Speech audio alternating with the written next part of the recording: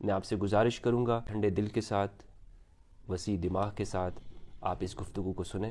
گالی دینا، سب و شتم کرنا ہمارے حرام ہے، مقدسات اہل سنت، اور ہمیں یہ بھی پتہ ہے کہ اہل سنت کے مقدسات کون کون ہیں، صحیح۔ اور جو نہیں ہے اہل سنت کے مقدسات وہ بھی ہمیں پتہ ہے۔ آج آپ بتائیے کہ آپ کیا کہتے ہیں؟ ہم ہرگز یہ نہیں کہتے کہ صحابہ کرام سوائے 3 کے سب کافر ہو گئے تھے، ہم ہرگز یہ نہیں اچھا۔ کہتے، ہم ہرگز یہ نہیں کہتے، ہم تکفیر کے قائل ہی نہیں ہیں۔ مولا علی نے 6 مہینے تک بیعت نہیں کی، اس پہ تو سب اتفاق ہے، کیونکہ مجھے تو یہ بڑی بڑی دھمکیاں دے چکے ہیں، اور میں تو انتظار میں ہوں کہ یہ عنوان مجھے ملے، سعادت کی موت ہے۔ ان کے رکنے سے کہیں رکا نہیں ہوں، بلکہ جہاں انہیں رکا ہے وہاں اور بڑا مجمع ہو گیا میرا، بے وقوف ہے، انہیں کوئی سمجھائے۔ الحمدللہ والصلاة والسلام علی رسول اللہ وآلہ ومن والہ۔ بسم اللہ الرحمن الرحیم۔ السلام علیکم ورحمۃ اللہ وبرکاتہ۔ ناظرین کرام، جیسا کہ آپ جانتے ہیں کہ میرا نام مفتی فضل ہمدرد ہے، اور میں بین المذاہب والمسالک ہم آہنگی پر کام کرتا ہوں۔ پہلے بھی ہماری ملاقات جناب علامہ سید شہنشاہ حسین نقوی صاحب حفظہ اللہ سے ہو چکی ہے، اور ان کا تفصیلی انٹرویو ہم نے کیا ہے۔ وہ بھی اسی سلسلے میں تھا کہ پاکستان کے اندر شیعہ سنی وحدت پر کس طرح سے کام کیا جائے، اور جو دونوں مسالک کے درمیان میں پائی جانے والی غلط فہمیاں ہیں ان کو کس طرح سے دور کیا جا سکتا ہے۔ ہمارے پاکستانی معاشرے کے اندر بالخصوص اور دنیا بھر کے مسلم معاشروں میں بالعموم شیعہ سنی کے درمیان میں گیپ پایا جاتا ہے، آپس میں ملاقاتیں نہیں ہیں، گفتگو نہیں ہے، باہم تبادلہ خیال نہیں ہے، ایسا کوئی پلیٹ فارم موجود نہیں ہے کہ جس پر دونوں طبقات بیٹھ کر اپنے مسائل کا حل کر سکیں۔ تو لہٰذا ہم نے یہ ایک طریقہ نکالا ہے کہ ہم علماء کے پاس جاتے ہیں اور ان کے مسلک کے مدعا کو انہی کی زبان سے سنتے ہیں۔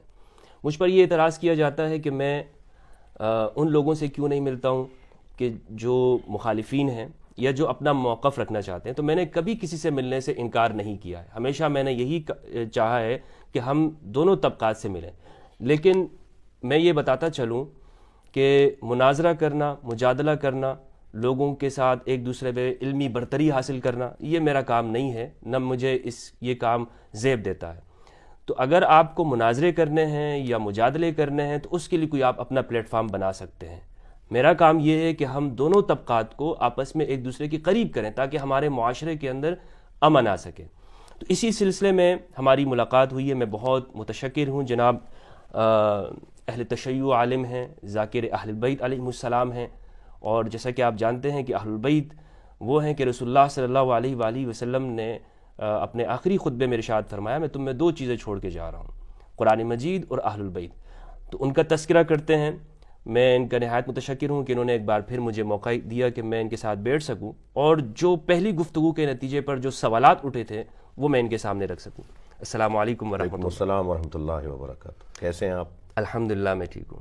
شکریہ۔ حضرت، پہلی جو ہماری ملاقات ہوئی اس میں جو کچھ آپ نے بیان کیا وحدت کے حوالے سے، صحابہ کرام کے حوالے سے رضوان اللہ علیہم، تو بہت سارے دوست احباب نے الحمدللہ اسے پسند کیا، وائرل ہوا، وہ مختلف پلیٹ فارم پہ وہ نشر بھی ہوا، لیکن کچھ لوگوں نے اس پہ اعتراض کیا ہے، اور وہ اعتراض مجھے بھی لگتا یہ ہے کہ شاید اس کو میں آپ کے سامنے رکھوں۔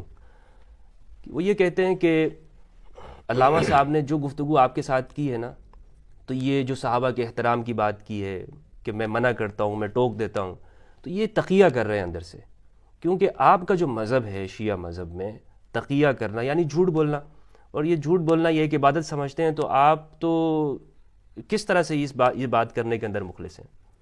بسم اللہ الرحمن الرحیم۔ سب سے پہلے تو آپ کا شکریہ کہ آپ نے ایک مرتبہ پھر موقع دیا، اور کچھ باتیں یقیناً تشنہ طلب رہ جاتی ہیں، تشنہ بیان رہ جاتی ہیں، تو اس کی وضاحت بہت ضروری ہے۔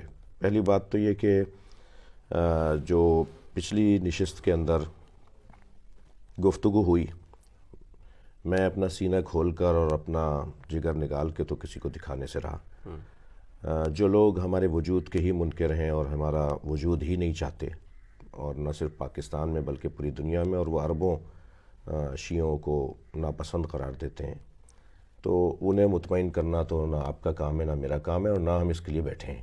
وہ مطمئن ہوں یا نہ ہوں، ہمیں اس سے غرض نہیں ہے۔ یہ کہنا کہ یہ تقیہ کرتے ہیں، اور تقیہ یعنی جھوٹ، میں اس کے اوپر جملہ کہوں گا العیاذ باللہ، معاذ اللہ۔ تقیہ جھوٹ کو نہیں کہتے، تقیہ ہمارے یہاں مذہب کا حصہ ہے، اور تقیہ یعنی حکمت بیان، تقیہ یعنی مخاطب کی صلاحیت کے مطابق گفتگو کرنا۔ نبی مکرم بستر پہ نہیں تھے، اللہ نے مولا علی کو لٹا کر اہتمام کیا کہ نبی ہیں۔ غار میں تھے جب مکڑی کا جالا تن کے انتظام کیا کہ نہیں ہے، کیا کہیں گے سے یہ جھوٹ ہے، اللہ انتظام جھوٹ کر رہا ہے معاذ اللہ۔ تقیہ یعنی مخاطب سامنے والے کی اہلیت اور صلاحیت کے مطابق گفتگو کرنا، جھوٹ کہنا ہے تقیہ کو۔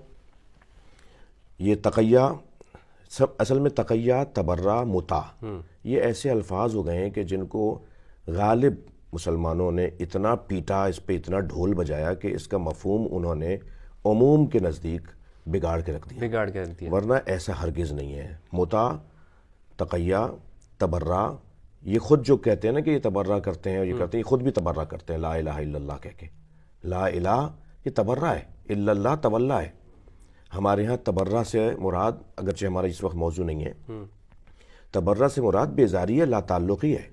اب وہ لا تعلقی اللہ کے غیر سے ہو، رسول اللہ کے غیر سے ہو، اہل بیت کے غیر سے ہو۔ اسی گالی دینا، سب و شتم کرنا ہمارے حرام ہے۔ مولا علی علیہ السلام کا نہج البلاغہ کے دیکھیں، غیر ذمہ دار طبقہ سنی میں بھی ہے، شیعہ میں بھی ہے، تو آپ تو علماء کے رویے کو دیکھ کر فیصلہ کریں گے نا، مکاتب کے، مکتبوں کے، مدارس کے، حوزہ علمیہ کے، مجامع علمی کو دیکھ کر آپ طے کریں گے کہ ان کا یہ نظریہ ہے۔ عوام کو دیکھ کر اگر آپ نے طے کر لیا ہے تو پھر تو ہر مذہب کے اندر انتہائی بگاڑ ہے کہ وہاں کے عوام کیسے ہیں اور یہاں کے عوام کیسے ہیں۔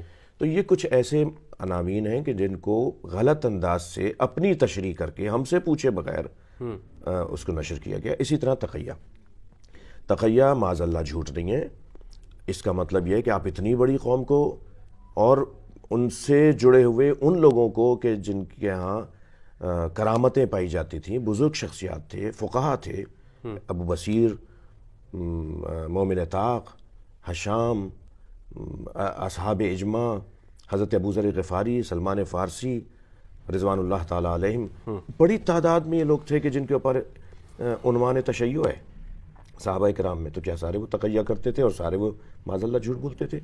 تو ایسا نہیں ہے۔ میں پھر دوبارہ دہرا رہا ہوں کہ جو میں نے پچھلی گفتگو میں آپ کے ساتھ جو باتیں کی، وہ کسی طور کسی کو راضی کرنے کے لیے اور نہ ہی غلط بیانی اور جھوٹ بولنے کے لیے کی گئیں، بلکہ ایک حقیقت ہے۔ عملی طور پر ہم اسی پر پریکٹس کر رہے ہیں، عمل کر رہے ہیں جو کہا گیا۔ مثلا میں اگر یہ کہہ رہا ہوں کہ میں اپنے مجالس کے اندر لوگوں کو روکتا ہوں کہ یا کوئی ایسے نعرہ لگ جائے یا کوئی ایسی ربائی پڑھ دی جائے، تو کیا یہ میں آپ کو راضی کرنے کے؟ وہ ریکارڈ موجود ہے میرا۔ اچھا، جو فیس ریڈنگ سے اور باڈی لینگویج سے اندازہ کیا جاتا ہے کہ یہ اس وقت بنا رہا ہے بات کو یا اس کی حقیقت ہے، ہمیں ضرورت ہی نہیں ہے کسی کو راضی کرنے کی۔ ہم فقہائے امامیہ کے فتویٰ کی روشنی میں اپنے اوپر لازم سمجھتے ہیں کہ مقدسات اہل سنت کی توہین کرنے کو روکیں اور نہ خود کریں اور نہ کرنے دیں۔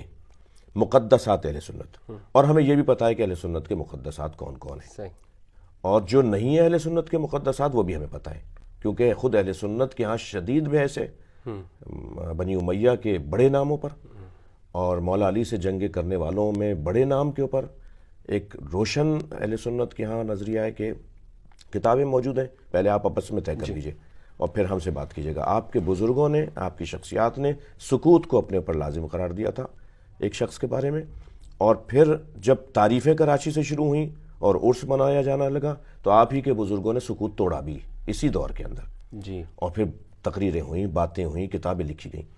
تو ہرگز ہم جو پچھلی گفتگو ہے اس میں کوئی بیان ایسا نہیں ہے کہ جس کو میں دکھانے کے لیے کچھ اندر کچھ اور باہر کچھ اور۔ ہم پھر میں آپ کے ساتھ دہرا رہا ہوں کہ اگر ایک بھی شیعہ نہیں ہوتا اور سارے معاف کیجیے گا ایک بھی سنی نہیں ہوتا اور سارے شیعہ ہوتے ہیں، تو وہاں بھی اگر کوئی اس طرح کی گفتگو ہو رہی ہوتی ہے تو میں ٹوکتا ہوں کہ دیکھیں یہ یہاں نہیں کریں، بات بری بات ہے۔ ابھی تو تقیہ کا دور ویسے نہیں ہے، کیا آپ سمجھتے ہیں کہ یہ تقیہ کا زمانہ ہے؟ کیونکہ ابھی تو آپ کی شیعوں کی حکومت بھی قائم ہے دنیا کے تقریباً 3-4 ممالک کے اندر۔ یہ دوسرا پہلو ہے کہ اگر تقیہ کو اس معنی میں مراد لیا جائے کہ خوف کے مارے یہ کام کیا جاتا ہے، ایک مرتبہ تقیہ کیا جاتا ہے بس حضرت موسیٰ دربار میں جاتے ہوئے جو خائف تھے، جو قرآن کی آیت کہہ رہی ہے، تو وہ خائف اس لیے نہیں تھے کہ ان کو کوئی تکلیف ہو جائے، وہ تو شہید ہونے کو، وہ تو اللہ کی راہ میں جان دینے کو تیار نبی خدا ہیں، وہ عوام کے گمراہ ہونے کے خوف زدہ تھے کہ عوام گمراہ نہ ہو جائے، عوام بے راہ نہ ہو جائے۔ تو انبیاء، ائمہ، فقہا، علماء کا کام یہ ہے کہ لوگوں کو گمراہی سے، الجھنوں سے، تناؤ کھچاؤ سے نکالیں۔ اس لیے ہم اس طرح کی گفتگو، جہاں تک بات تقیہ کا وہ پہلو ہے کہ خوف کی وجہ سے تقیہ کیا جاتا ہے، تو ایسا ہی ہے۔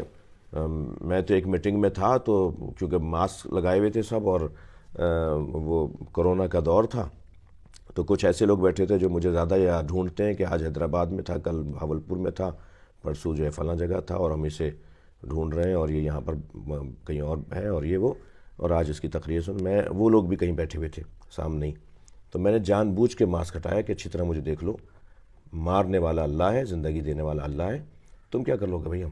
اور الحمدللہ دیوبندی برادران کی، اہل حدیث برادران کی مسجد جہاں مجھے نظر آ جاتی ہے، میں چلا جاتا ہوں، نماز کا وقت ہو رہا اور مسجد سامنے آ جائے تو ہم چلے جاتے ہیں، اسی حلیے میں ہوتا ہوں۔ بعض دوستوں کا یہ ہوتا ہے کہ کوئی کچھ ہو نہ جائے، میں کہتا ہوں یہ شہادت کا رستہ ہے، یہ اگر میں تو شہادت ڈھونڈ رہا ہوں، ہم لوگ تو شہادت، تو لہٰذا یہ والی بات کرنا کہ خوف، ڈر، اور حکومتوں کی بنیاد پہ نہیں، جب حکومتیں نہیں تھیں، یعنی آج اگر 56 اسلامی ممالک میں تقریباً 1.5 ملکوں میں یا دو آدھے ملکوں میں اور ایک پورے ملک میں شیعہ حکومت، عراق میں تقریباً آدھی حکومت کہہ لیجئے، کیونکہ اس وقت جو وہاں کی حکومتی پارٹی ہے وہ شیعہ پارٹی ہے، اور اسی طرح لبنان میں اور ایران مکمل، تو اگر یہ ملا لیں آپ کے 3 ملکوں میں اگر شیعہ غالب حکومت ہے، اور ہم اس بنیاد پہ پوری دنیا میں، ہرگز ایسا نہیں ہے، شروع سے ہی الحمدللہ حق بات کہنے پہ ہم نے گردنیں کٹائی ہیں۔ میں ایک لمبی لسٹ بتا سکتا ہوں کہ درباروں میں کن کی زبانیں کھینچی گئیں، وہ شیعی لوگ تھے سارے، وہ جو اہل بیت کے فضائل پڑھنے سے باز نہیں آتے تھے اور پھر انہیں مارا جاتا تھا، ان پہ یا شیعہ تھے یا شیعہ کا الزام تھا۔ اچھا، اس لیے خوف کی کوئی بات نہیں ہے، یہ کیا کریں گے اس سے زیادہ جب تک انہوں نے کیا ہے ہمارے ساتھ۔ ٹھیک ہے۔